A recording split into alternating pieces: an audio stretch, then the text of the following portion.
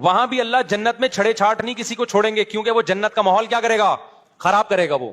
یہی طارق مسعود یوٹیوب پر بدبخت انسان کہ اللہ قیامت کے دن نوجوانوں کو چھڑا نہیں رکھے گا، کبارہ نہیں رکھے گا، اس کی بک بک سنو، کہتا کیا؟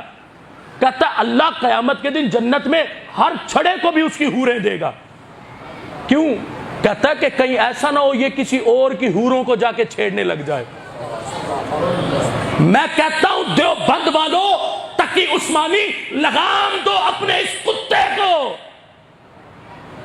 جو رب پر بک رہا، رب کے حبیب پر بک رہا، قرآن کو اس نے مسکوک کر دیا۔ وہ صحابہ جنہوں نے قرآن لکھا، اس نے ان پر سے امت کا اعتماد اٹھانے کی کوشش کی۔